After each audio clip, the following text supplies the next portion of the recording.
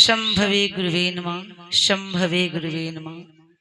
जगत गुरु महेश्वर शिव के चरणों में नमन करते मेरा नमन स्वीकार हो। इस कालखंड के महामानव प्रथम शिष्य साहब श्री हरिनंद भैया के चरणों में नमन करते मेरा नमन स्वीकार हो। शक्ति स्वरूपा दीदी माँ के चरणों में नमन करते मेरा नमन स्वीकार हो। अदृश्य सत्ता को चरणों में नमन करते मेरा नमन स्वीकार हो।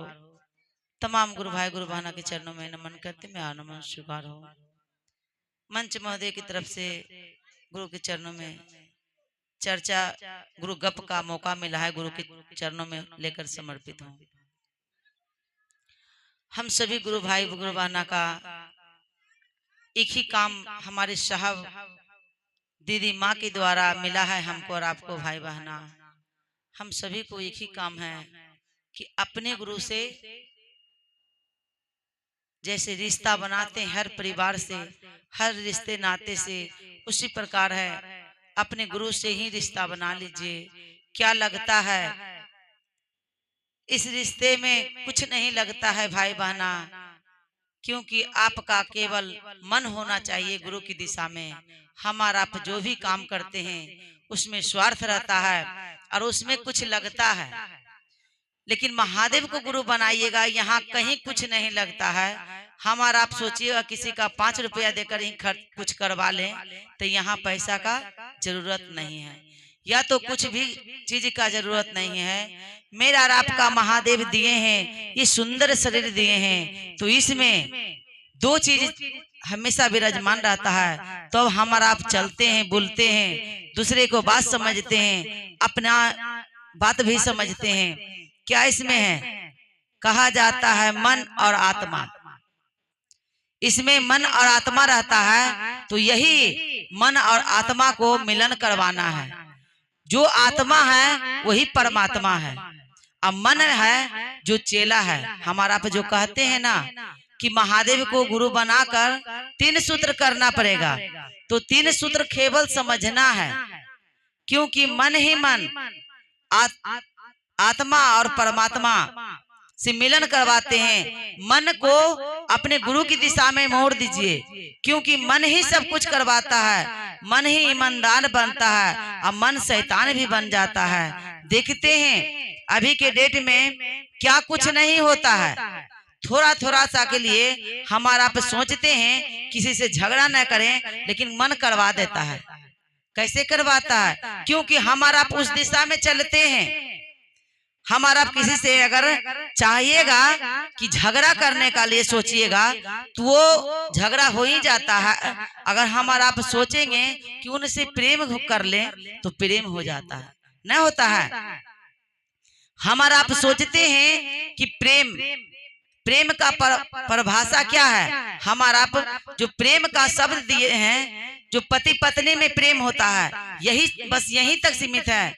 हे भाई बहना, जो प्रेम अपने बच्चे से करते हैं वो प्रेम अपने पति से करते हैं, वही प्रेम अपना परिवार से भी करते हैं, लेकिन भाव अलग अलग हो जाता है, न होता है। अगर परिवार से प्रेम करते हैं तो उसका अलग भाव होता है। आपका बेटा से प्रेम करते हैं तो उसका अलग भाव होता है। अगर आप पति से प्यार करते हैं तो उसका अलग भाव होता है। उसी प्रकार है, सबसे प्रेम करना सीख ही लिए हैं तो एक प्रेम और कर लीजिए अपने गुरु से। अपने गुरु से जब प्रेम कीजिएगा ना, तो मेरा और आपका लौकिक क्या पारलौकिक भी तार देंगे। इसीलिए कहा जाता है जो भी हमारा आप करते हैं, अभी हमारे गुरु बहना बता रही थी, ये कलयुग नहीं है, भट युग है। हमारा आप समझते तब ना भट युग है। अगर साहब अगर नहीं आते तो हमारा आप जानते कि ये भट युग है। साहब ऐसा सूत्र दे दिए हमको और आपको ना कि जो गुरु बहना, जो गुरु भाई कभी किसी को मानते थे नहीं, वो समझते थे, केवल लेना जानते थे, देना कभी नहीं जानते थे। और ऐसा काम हो गया है, साहब हमारे दिए हैं कि भाव, जब हमारा आप गुरु से दया मांगते हैं तो मेरा और आपका भाव ही बदल जाता है। कोई चाहता है आपसे झगड़ा करने, आप उनसे नहीं चाहते उलझना। सोचते हैं कि वो झगड़ा करेंगे तो हम तो महादेव का शिष्य हैं, कोई सुनेगा तो क्या सोचेगा, क्या कहेगा वो। कि चले हैं हम गुरु की दिशा में, तो क्या अपना शब्द को सोच समझ कर निकालते हैं। तो बताइए बदलाव नहीं हुआ है क्या? हुआ कि नहीं हुआ दीदी? हे भाई बहना, इसलिए साहब ऐसा सुंदर रास्ता दिए, ऐसा राजमार्ग दे दिए, जो हमारा आप जो कहते थे ये कलयुग है, ये भटयुग है, ये तो शिव युग हो गया। लाना चाहिएगा तब ना। साहब कहे हैं कुछ नहीं लेकर आते हैं तो महादेव कर लेकर जाइए। तो हमारा आप कहाँ कुछ लेना चाहते हैं? इतना सुंदर रास्ता मिला है, इतना सुंदर चर्चा हो रहा है, महादेव के बारे में बखान हो रहा है ना। अपने घर के बारे में कर रहे हैं क्या? कुछ नहीं कर रहे हैं। लेकिन फिर भी भाई बहना आना नहीं चाहते हैं। सोचते हैं, कहा जाता है दूर में जब ढोल बजता है तो बहुत सुंदर लगता है, सुहावन लगता है वो ढोल सुनकर, और बगल में होता है तो क्या बोलते हैं, बंद कीजिए क्योंकि हमको अच्छा नहीं लग रहा है, अन्नस लग रहा है, हमको सुनने का मन नहीं करता। अच्छा बताइए, वही ढोल का आवाज आ रहा था ना, कितना सुंदर लग रहा था, अच्छा लग रहा था कि नहीं? और बगल में हो रहा है उससे कई गुना आपको आवाज मिल रहा है, बहुत सुंदर। उसमें थोड़ा सा अगर कोई बोलता तो नहीं सुनाई पड़ता, लेकिन यहाँ पर बोल रहा है तो सुनाई कितना सुंदर पड़ रहा है। तो हम और आप समझते नहीं है, तो मेरा और आपका क्या जाता है। साहब कहे हैं कि प्रयास करना है, हम थोड़ी शिव के शिष्य बना देंगे। साहब कहे हैं केवल हमको और आपको प्रयास करना है। साहब प्रयास ने किए तब न इतना शिव शिष्य बन गए। क्या कहें महादेव, साहब महादेव बोले कि हरिंदर जो तुम करते हो लोगों के बताओ, तो लोगों के बताने लगे। इसीलिए साहब को पहला आया था नमः शिवाय, तो उन्होंने सोचे कि क्या कैसे बताएं, नमः शिवाय को बताएंगे तो कौन करेगा इसको। तो साहब को जैसे जैसे अनुभूति आते गए वैसे वैसे बताते गए। हे भाई बहना, हमको और आपको क्या लगा, हमको और आपको कुछ नहीं लगा। घर बैठे बता रहे हैं कि हे भाई बहना महादेव में जुड़ जाइए ना, महादेव को मान लीजिए ना अपना गुरु, और केवल कुछ नहीं कीजिए, महादेव से मांगिए। क्या मांगना है? दया मांगिए। हमारा आप नहीं समझते हैं। कहा जाता है दुख में अगर कोई नहीं काम आएगा, उस दुख में महादेव आपके साथ खड़ा होंगे।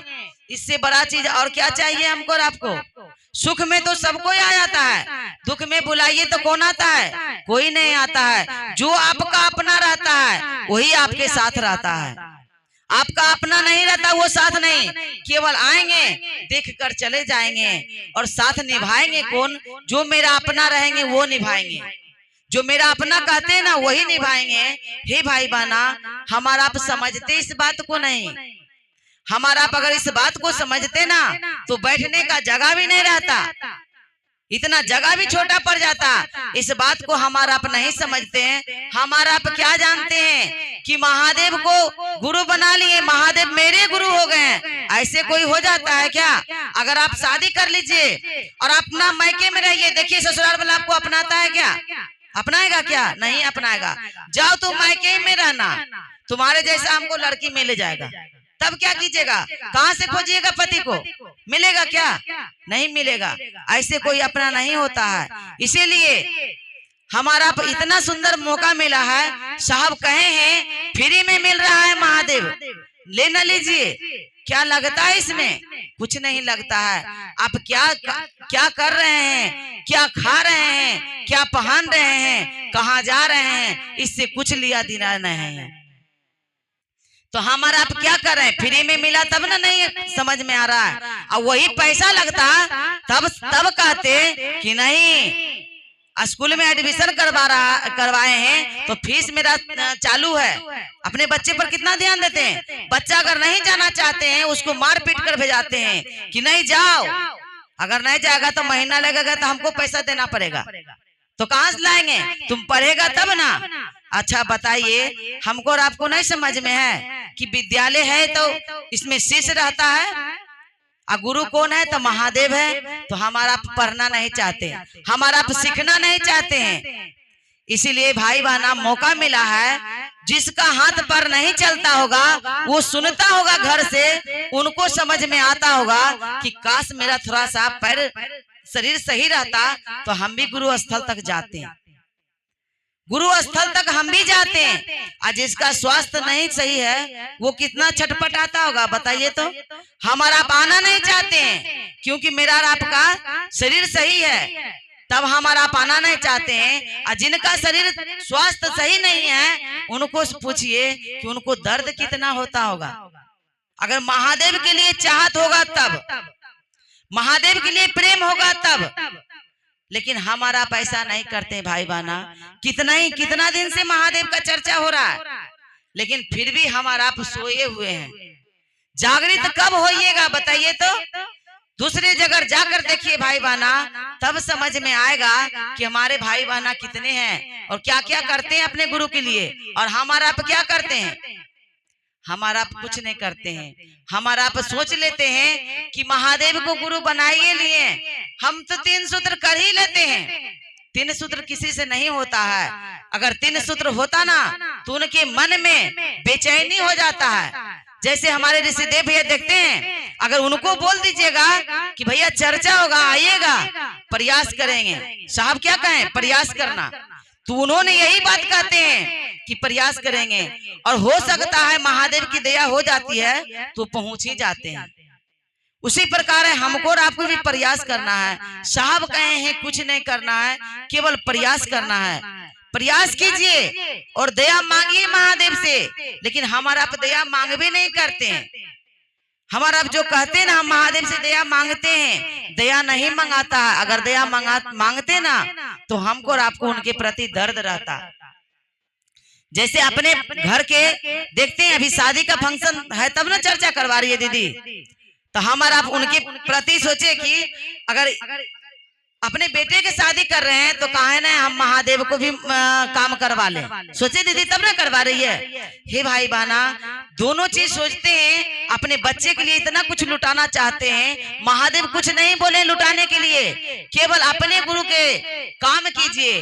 अपने गुरु के कहते हैं कि दिल के दरवाजा पर बैठाना चाहते हैं तो महादेव को ले जाइए और वही दरवाजा पर बैठाइए।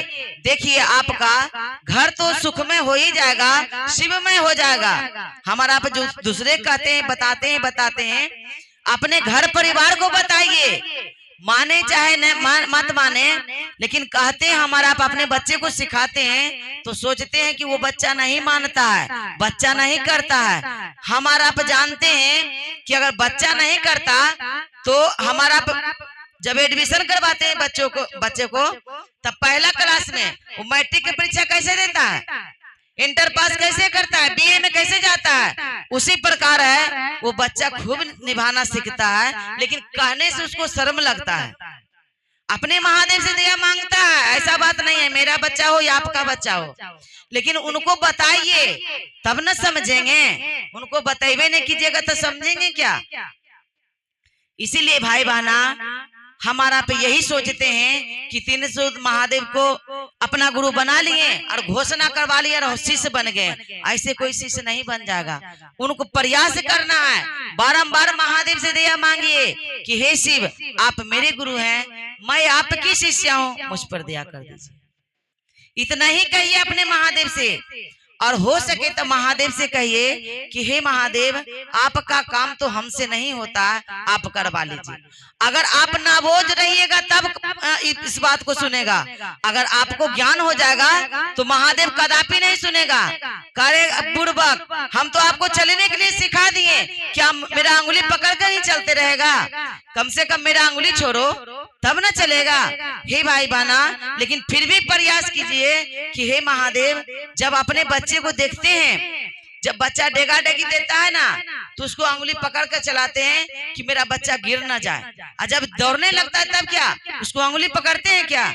नहीं पकड़ते हैं। उसी प्रकार है मेरे गुरु भी ऐसा ही काम करते हैं, अपने शिष्य को पूरा ध्यान देते हैं और जहां जहां सहयोग करने का रहता है वो करते हैं। अगर नहीं करते ना तो एक डेग भी हमारा आप नहीं चलेंगे, लेकिन प्रयास करते हैं कि मेरा शिष्य, कहा जाता है शिष्य गुरु कैसा है, भोला, तो शिष्य भी भोला रहना चाहिए कि नहीं? तो उसी प्रकार है मेरे महादेव तो विष पी गए हैं तो हमारा आप किसी का 2 बात नहीं पी सकते हैं। पीने का प्रयास करिए भाई बहना। मेरा और आपका मन सुधरेगा, मेरा और आपका मन समझेगा। नहीं तो किसी से अगर बोलेंगे झगड़ा कर देंगे तो मेरा आचरण तो वैसा ही रहेगा ना। तो कहाँ हम शिव के शिष्य बने हैं? नहीं बने हैं। इसलिए प्रयास करें अपना भाव में भी, अपना विचार में भी सुधारने का। और जहां हो सके प्रयास कीजिए। साहब कहे हैं जाइए नहीं, प्रयास कीजिए। प्रयास कीजिएगा तो कहीं न कहीं आप महादेव के जगह तक पहुंच ही जाइएगा। और 3 सूत्र तो करते रहे। पहला सूत्र में दया मांगे, हे शिव आप मेरे गुरु हैं, मैं आपकी शिष्या हूँ, मुझ पर दया कर दीजिए। दूसरा सूत्र में जब आप दया मांगेंगे बढ़िया से, तभी महादेव का चर्चा करने का भी मन करेगा, लगेगा ना कि अपने गुरु के बारे में किससे गप करें। क्योंकि बरखा दीदी के चर्चा सुने कि नहीं, कि सोते जागते ललाहित रहेगा मन कि अपने गुरु के बारे में गप करें। जो काम करते हैं वो लगता है कि नहीं लगता है। अब अपने घर परिवारों में, घर में झाड़ू मारते सुबह सुबह उठ के, तो लगता है कि ना सुबह उठे उसके बाद पहले झाड़ू पकड़ लेते हैं। उसी प्रकार है मेरा और आपका मन भी वैसे ही लगेगा कि सुबह सुबह उठे अपने महादेव से दया मांगे। इसलिए दया मांगना मत भूले। दया मांगिएगा ना तभी चर्चा होगा मजबूत, तभी किसी से गप करने का मौका मिलेगा। और तीसरा सूत्र, नमः शिवाय के द्वारा अपने गुरु को प्रणाम करें। और साहब कहे हैं कि श्वास में जब करते हैं हमारा तो देखते हैं श्वास कभी अंदर कभी बाहर, मतलब तेज से छोड़ते हैं। तेज श्वास की गति भी जो जैसे हमारा आप लेते हैं उसी प्रकार लेना है। और अंदर कीजिए नमः, बाहर कीजिए शिवाय, क्योंकि शिव को प्रणाम कर रहे हैं। इसलिए नमः शिवाय से अपने गुरु को प्रणाम करते हैं ना, तो मेरा और आपका जितना भी गड़ा गोचर रहता है ना, जो कट जाता है। हमारा आप इनको महामंत्र है जो हमारा आप नमः शिवाय के द्वारा हमारा प्रणाम करते हैं, ये महामंत्र के हमारा आप इनसे कम नहीं माने। इसलिए 3 सूत्र तो, और नमः शिवाय जब हो सके, अगर 108 बार नहीं होता है भाई बहना तो टुकड़ा में कीजिए, 2 बार 4 बार 5 बार जितना हो सके। बैठे रहते हैं खाली समय तो अपने गुरु को प्रणाम भी कर सकते हैं, अपने गुरु से दया भी मांग सकते हैं। और खाली समय में जब हमारा आप 2 गो 4 गो बैठते हैं उस समय अपने गुरु के बारे में गप करना है। क्या लगता है कहाँ हमको और आपको समय लग रहा है? इसलिए भैया बोले हैं अगर अपना काम छोड़कर अगर गुरु के बारे में गप कर लेते हैं तो और भी अच्छा रहता है। पहले अपने गुरु के बारे में गप कर लेंगे, उसके बाद अपना काम कर लेंगे, है कि नहीं? यही 3 सूत्र करते रहें और जीवन भर लेकर चले भाई बहना। मेरा और आपका शिवमय हो जाएगा, सुखमय हो जाएगा। आए अपने वाणी को विराम देते हुए गुरुवत्स सहित तमाम गुरु भाई गुरु बहनों के चरणों में प्रणाम करती हूँ। मेरा प्रणाम, मेरा प्रणाम स्वीकार।